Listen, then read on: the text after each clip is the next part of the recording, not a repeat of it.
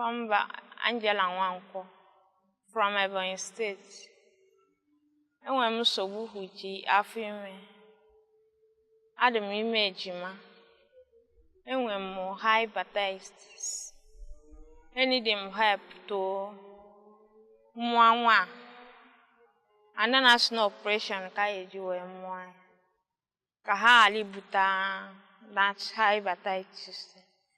Ana m ayọ help.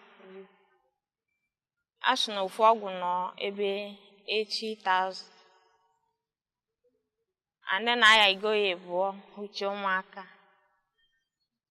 Ozugbo amụta ha ka agba ha ya ka ha alibuchi ya.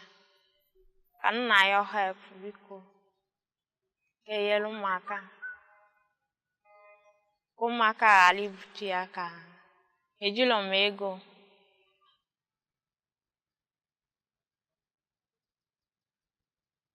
Ka azọpụta ndị ụmụaka nwa.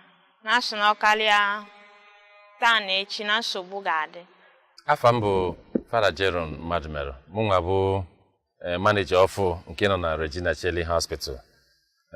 Biko ọhaneze anyị nọ ebe na iji ayịyọ. N'isi nwaanyị nwa bụ Angela Nwankwo. Onye nwere nsogbu afọ ime. Ọ dị ime ọnwa 8. Mana asị na o nwere hepatitis B. Na ọ bụrụ na nwa position nwa amakwụkwụrụ. So ndị doctor na present bridge. So na position nwa amakwụkwụrụ. Na ọ bụrụ na eme ya operation iji mụ ya bụ nwa. Na ọ bụrụ na amụọ ya bụ nwa maka na nwaanyị nwere hepatitis B. Na-enwere ọgwụ ya agba a na-akpọ immunoglobulin. So na agba ya ka ụmụaka nwee ike dị safe ibute ya bụ ọya. Ofu ọnụọgwụ anwa nọ na 80,000 naira. Ma ihe ndị ọzọ nwaanyị ji ejinwa ma surgery. Anyị nwere onwe anyị kwu anyị ayọta ndị dọkịta ndị na-afụ maka ụmụ nwaanyị ndị ya eme ya bụ surgery free. Mana o nwekwara ọtụtụ ndị n'ime ha ndị megwekwara nwa n'ụlọ ọgwụ anyị. Ọsọ n'ụlọ ọgwụ anyị ebe mgbadobe ọsọ ọtụtụ n'ime ha nọ. Ụfọdụ jechaa private hospital na government hospital. A na-asị ha deposit mana ha enwe osisi.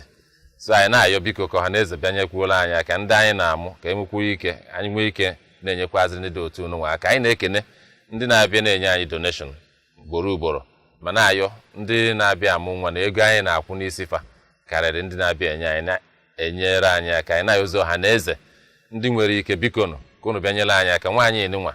Ọ bụ na anyị wepụtabeghị ọ bụ na anyị ayọta ndị dọkịta ya emekwu ya free. Then o nwere ike irizu up to 300,000 naira iji fụ na ya nwa na nwa ya dị safe. So anyị na-ayọ biko ka agbatara anyị ọsọ enyemaka nwekwazi ndị enyere anyị aka maka ọtụtụ ndị anyị gwogoro n'ụlọ ọgwụ enweghị ike ịkwụ ụgwọ.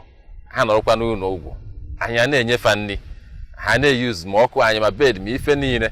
So mgbe ụfọdụ anyị edere ha na-aba dịka iwu gọọmenti si wee dị. So anyị na-ayọzi biko ndị nwere ike inyere anyị aka. Anyị na-echeta unu n'ekpere mgbe niile n'otu dị otu nwa ọlụ Jesu Kristi ka anyị na-agba mbọ fụ na ọ na-aga n'iru the healing ministry of Jesus Christ.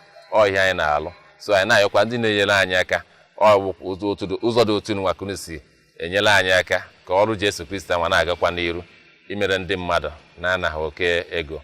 Daarụ hinne biko Chukwu ya agọzi unu bụ ya na-enyere anyị aka.